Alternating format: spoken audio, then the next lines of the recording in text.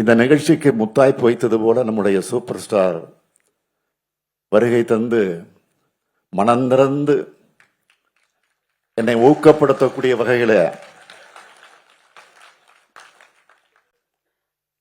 என்னை விட வயது அவருக்கு ஒரு வயது கூட தான். அதனால அறிவுரையும் சொன்னார். அவர் சொன்னது அத்தனை நான் புரிந்து கொண்டேன்.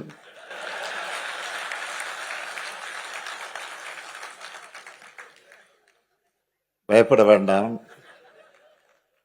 எதிலும் நான் தவறிவிட மாட்டேன், எல்லாத்திலையும் உஷாராக இருப்பேன் என்ற அந்த உறுதியை அவருக்கும் தெரிவித்து, அவருக்கு என்னுடைய வணக்கத்தை தெரிவித்து, இந்த நிகழ்ச்சியை சிறப்பாக அமைத்து எல்லாம் பெருமைப்படுத்தி இருக்கக்கூடிய ஏவா வேலு அவர்களுக்கு மீண்டும் ஒரு முறை நன்றி நன்றி நன்றி நன்றி என்று கூறி விடைபெறுகிறேன். வணக்கம். தாய் காவியத்தை கவிதை நடையில் தீட்டின தலைவர் கலைஞருக்கு தமிழ் ஓவியம் தீட்டி இருக்கிறார் நம்முடைய ஆருயிர் சகோதரர் வேலு அவர்கள். புத்தகத்தோட தலைப்பை பாருங்க, கலைஞர் எனும் தாய். எத்தனை பொருத்தம்! இந்த தலைப்பிலேயே மொத்தமும் அடங்கியிருக்கு. தலைவர் கலைஞர் அவர்கள் தாய் காவியம் தீட்டின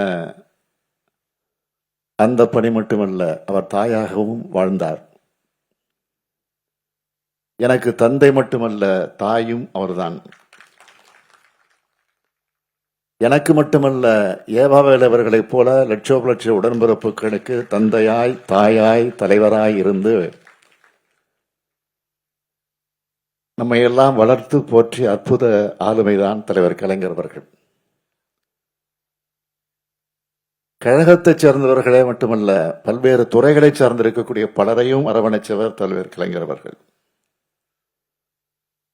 அதோட அடையாளம் வந்தான் சூப்பர் ஸ்டார் ரஜினி அவர்களும், திரு குன்றக்குடி பொன்னம்பல ரெட்டியார் அவர்களும், இந்து என் ராம் அவர்களும் இந்த மேடையில் இருக்கிறாங்க. இவங்கெல்லாம் தலைவர் கலைஞரோட நெருங்கி பழகினவங்க. அவங்களும் கலைஞருடைய உடன்பிறப்புகள் தான். அப்படித்தான் வேறுபாடு இல்லாம எல்லார் மேலையும் அன்பு செலுத்துவரா நம்முடைய தலைவர் கலைஞர் இருந்தார். தலைவர் கலைஞருடைய தாய், அதாவது என்னுடைய பாட்டி அஞ்சுகம் அம்மா அவர்கள்,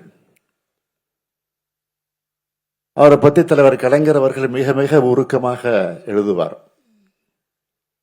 இன்னும் சொல்லணும்னா அதை விட உருக்கமா எழுதினவங்க மக்கள் திலகம் எம்ஜிஆர் அவர்களும், நடிகர் திலகம் சிவாஜி அவர்களும். அஞ்சுகம் அம்மையார் அவர் தங்களுக்கு எப்படியெல்லாம் உணவூட்டி அன்பு காட்டி வளர்த்தாங்கன்னு அவங்க பேசியிருக்காங்க.